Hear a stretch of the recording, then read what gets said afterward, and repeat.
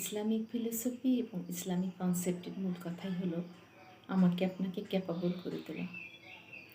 এই যে ফরজ ইবাদত হজ আমরা পালন করি, এই হজের সাথে কি অ্যাবিলিটির কোনো সম্পর্ক আছে?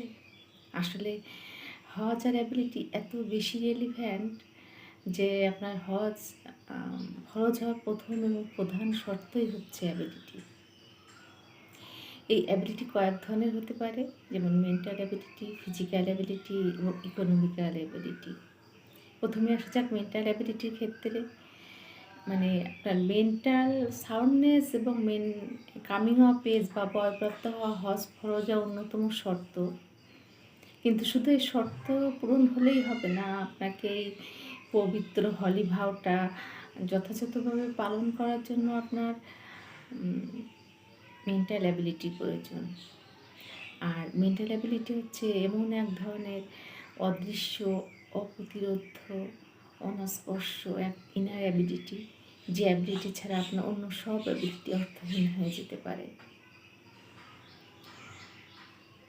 আপনার হয়তো এভারেস্টের টপে ওঠার ক্ষমতা ও যোগ্যতা থাকা সত্ত্বেও আপনি এভারেস্টের টপে উঠতে ব্যর্থ হতে পারেন যদি আপনার মেন্টাল অ্যাবিলিটি না থাকে।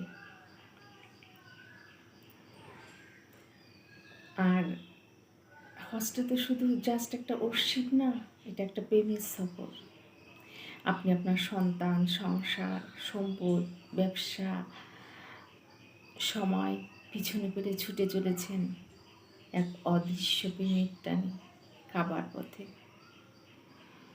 তারই নির্দেশে, তারই গৃহে, তারই সান্নিধ্যে।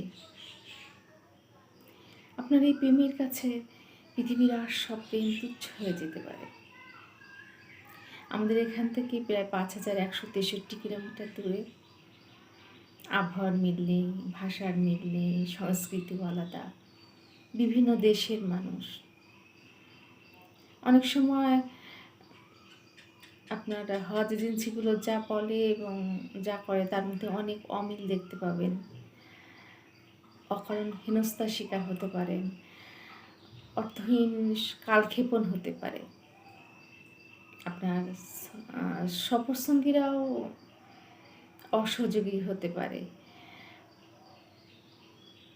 মুআল্লিমরাও অনেক হাজির দায়িত্ব নেন, অনেকটা প্রফেশনাল টাইপের, অতটা সময় দিতে পারেন না। আবার কেউ কেউ হয়তো সুপিরিয়র কমপ্লেক্সে ভুগতে পারেন, যেমন আমাদের মুআল্লিম সাহেবই তো ধমক ছাড়া কথা বলতে পারতেন না। তো সে যাই হোক এবং যতই হোক না কেন, আপনি কখনোই লক্ষ্যচ্যুত হবেন না। আসলে দেখুন, হস্ত জীবনে মাত্র একবার ফরজ। আপনি অনেকখানি সময় নিয়ে, অনেক অ্যাবিলিটির সমন্বয় করে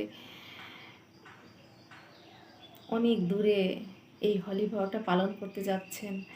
আপনার একটু ডিপার স্টাডি প্রয়োজন। কত বড় বড় কত ফিলোসফি, কত ডক্টরিন, কত বড় বড় philosopher, Aristotle, Socrates, Kant, Hegel, Marx, Lenin, তাদের জীবন আদর্শে আপনার পুঙ্খানুপুঙ্খরূপে জ্ঞান। আর হজের সাথে হজরত ইব্রাহিম আলাইহিস সালামের নাম ওতপ্রোতভাবে জড়িত। আমরা হয়তো আল্লাহর পথে হজরত ইব্রাহিম ইসলামের মতো তাওয়াক্কুল করতে পারবো না, কিন্তু একটু চেষ্টা তো করতেই পারি ইনশাল্লাহ, তাই না? আর দিন শেষে তো এটা তো সত্যি, surely we are Allah's and to him we shall surely return। ফিরে যেতেই হবে।